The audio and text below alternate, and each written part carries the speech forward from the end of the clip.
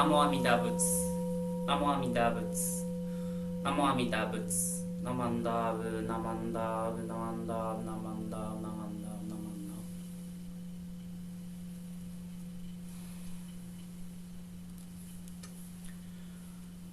Please join me in chanting Shi Shin Rai. We will then read together the 3 treasures and then chant the sutra Jūseige.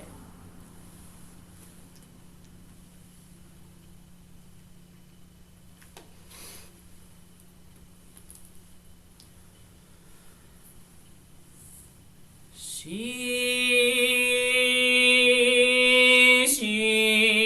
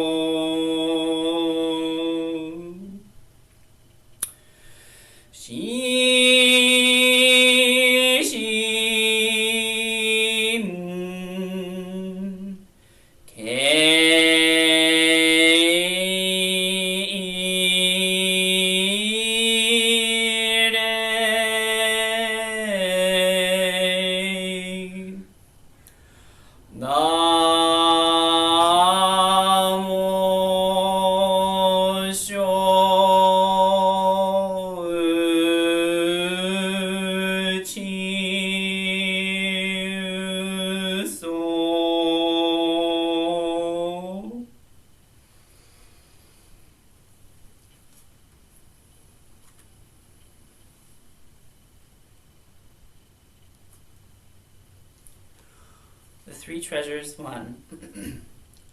Hard is it to be born into human life. Now we are living it. Difficult is it to hear the teachings of the Blessed One. Now we hear it. If we do not realize the truth in this life, when will it be realized? Let us reverently take refuge in the 3 treasures of the truth. I take refuge in the Buddha.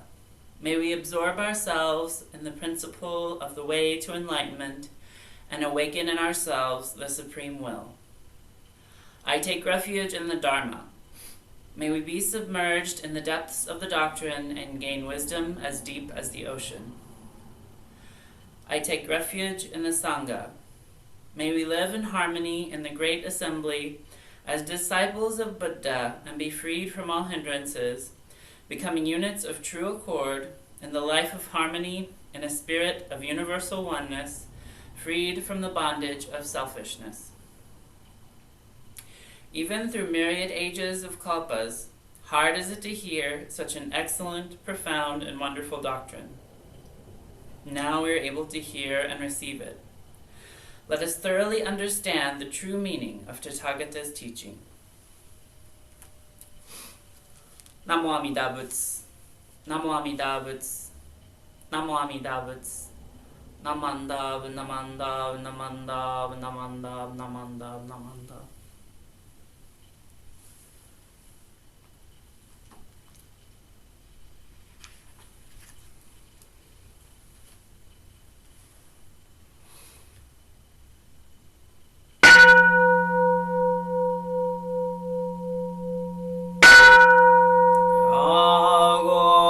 Kansho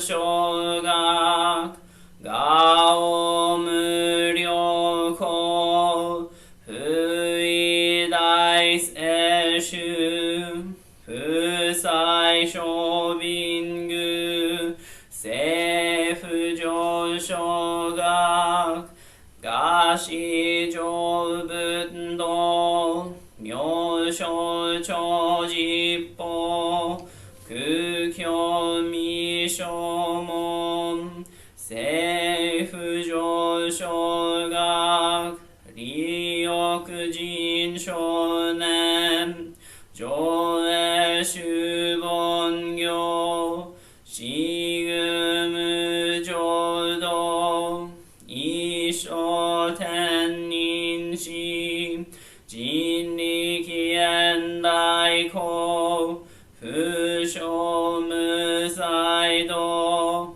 少女三苦妙交際主役難開智慧言滅死根門案閉塞小悪道自達全宗門高僧上満足いよろ実法日月主樹期天根不言一種解放像公正功徳法上大集中説法ししく供養一切分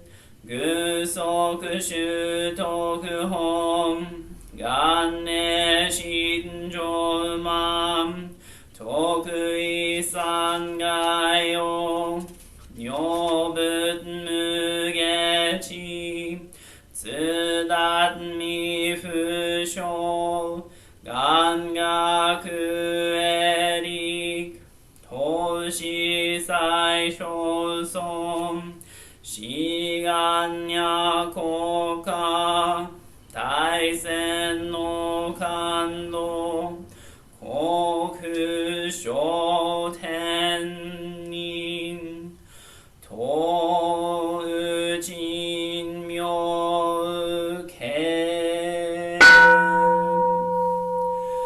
ナマンダブナマンダブナマンダブナマンダブナマンダ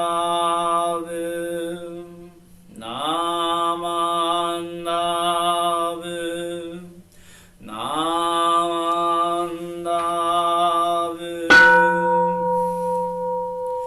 願にしくどく平等性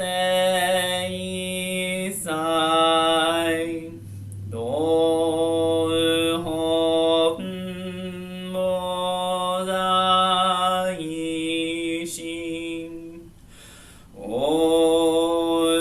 生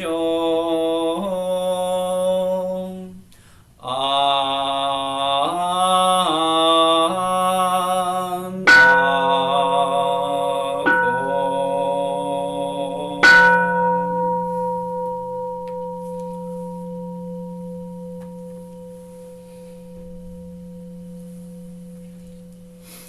南無阿弥陀仏南無阿弥陀仏南無阿弥陀仏ナマンダーブナマンダーブナマンダーブナマンダーブナマンダーブナマンダーブナマンダーブナマンダー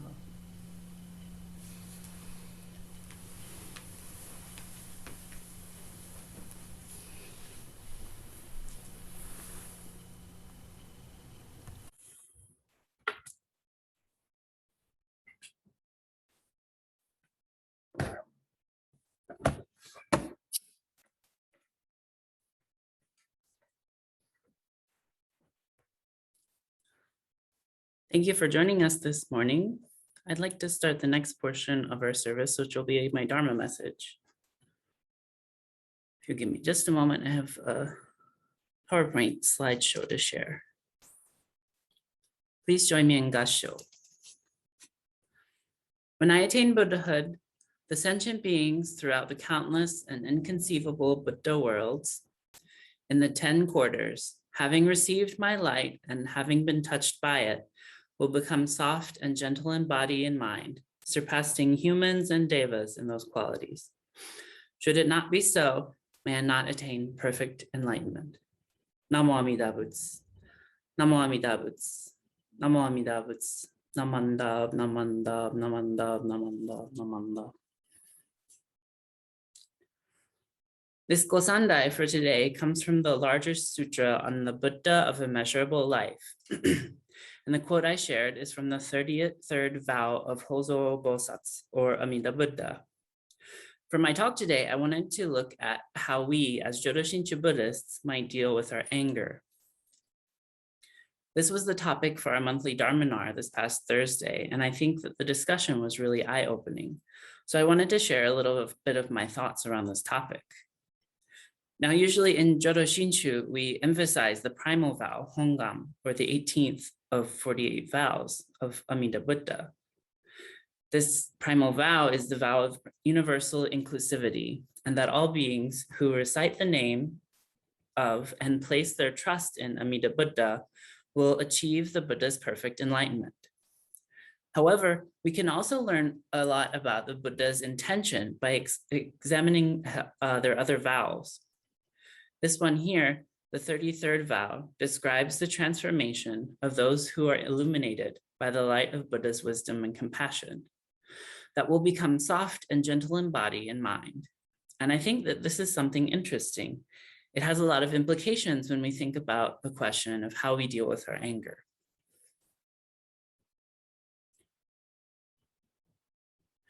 I want to share another quote with you by the Dharma teacher, Lama Rod Owens. He says, "We can't heal what we don't acknowledge, but acknowledgement can be painful and takes work. So we need effective tools and safe spaces where all feel welcome." I love this quote because it touches on so many things about our difficult emotions and how we can heal from the harm that they cause to ourselves and to others. The healing part is a really important aspect of dealing with anger too, because our anger affects us in ways that can be profound and lasting.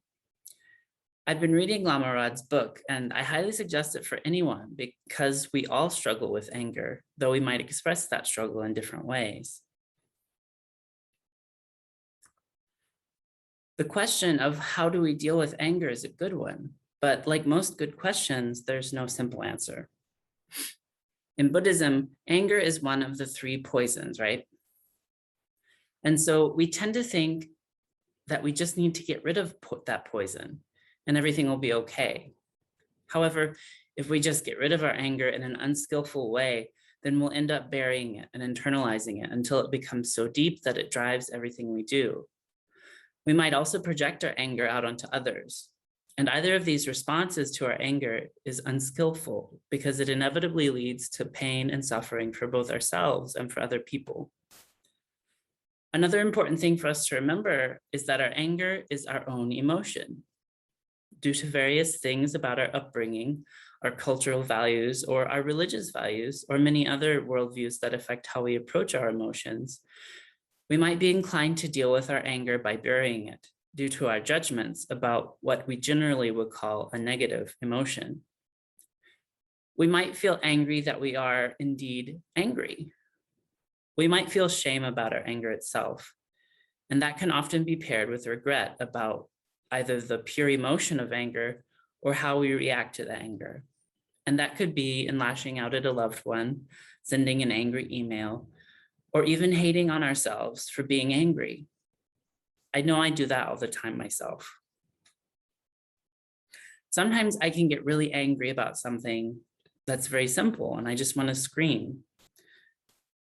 I also have the bad habit of clenching my teeth when I'm angry or stressed, which is why I broke one of my molars a couple of years ago. But if I think about my anger and I try to understand where it's coming from, then I can handle it in a more skillful way. To be honest, practicing yoga has been a really wonderful way for me to help deal with my anger. The teacher in yoga classes often reminds yogis to relax our faces and to unclench our jaws. When we're doing difficult poses and stretches, utilizing a lot of strength, we can put our bodies under a lot of stress during yoga, and that stress spreads throughout our body in ways very similar to how our anger can. That might manifest itself through squinted or strained eyes, clenched jaws and muscles, and uneven breathing. The Buddhist practice of mindfulness can help us to disrupt our cycles of anger so that rather than simply letting our anger take over, we can become friends with it. When we treat our anger and other difficult emotions with kindness and understanding, then we become more curious about the source of that anger. This is one way of dealing with our anger through loving kindness. In Jodo Shinshu, our anger might be a part of our klesha or bonno, our nature as a foolish being. And if we see it that way, then we might have a tendency to say, well, I'm just an ordinary foolish being. I can't help my anger. So if I often get angry and harm myself and others, that's just who I am. Or we might say, well, CJ is an angry person. They can't help it being angry and saying mean things to me and hurting my feelings. That's just who they are. But both of these approaches is a rather lazy way of looking at our anger. That perspective has no room for accountability for the harm that we do to others and to ourselves with our response to anger. A more helpful way to look at our anger is from the perspective of Buddha, with loving kindness and with understanding. We have to find the source of the anger. And this way we can take responsibility for our anger. We can get to know it and where it comes from. In this way, we can be more skillful with this volatile emotion. It's important that we listen to our anger because it, like all of our emotions, is trying to tell us something urgent and important.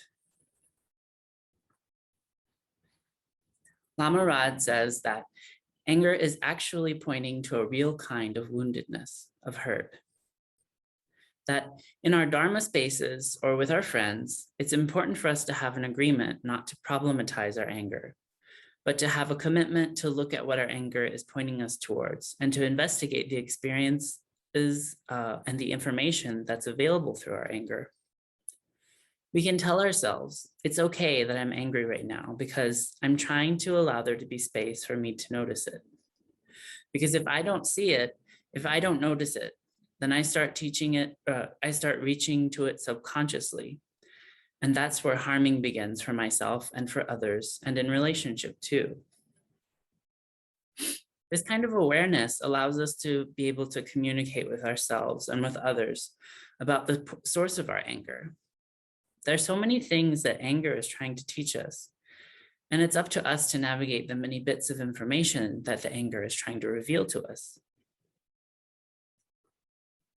The role of community in dealing with anger is really important too. And it's also important how we consider the context of that community. What are the agreements that we share with certain communities about how we can talk about our anger and other hard emotions? How can we express our anger in ways that are productive and lead to change in the conditions that are causing the anger and a deeper sense of connection within that community? Ultimately, it's really important that we have that community to support us in understanding these complex feelings, and that we don't simply just run away from them due to our judgments about those feelings or how other people perceive our feelings too. I think we'd like the Sangha to be a good place to be open and transparent about our anger. Hopefully it can be, but from my own experience, I think the safest place to work with anger in community is with my closest friends or in small groups in the Sangha.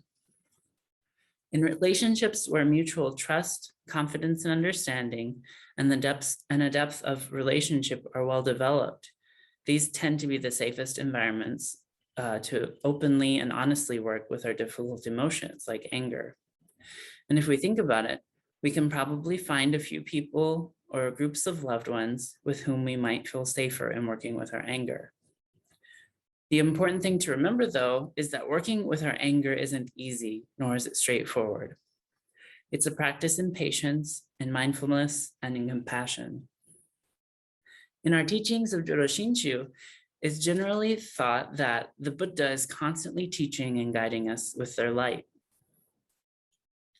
When it comes to dealing with anger, if we pay attention to the light of wisdom and compassion, then we might find more helpful ways of holding space for and addressing the difficult emotions like anger.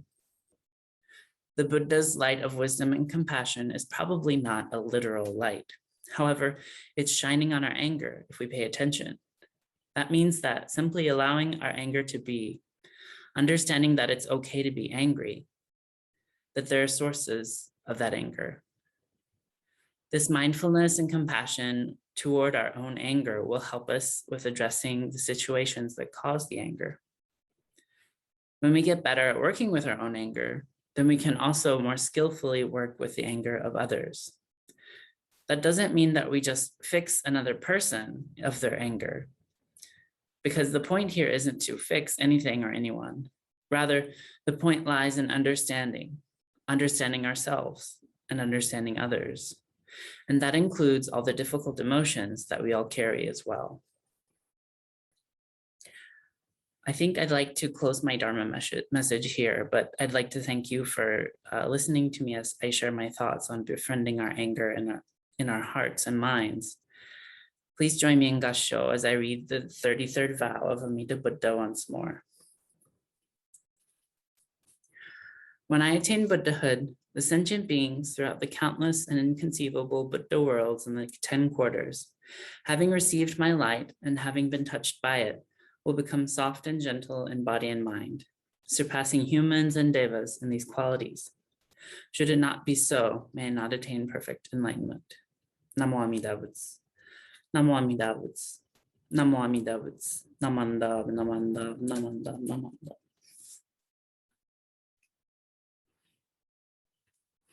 I'd like to thank you for joining us today. I'm going to stop the recording right now, and then if you would like to, we can chat for a little while.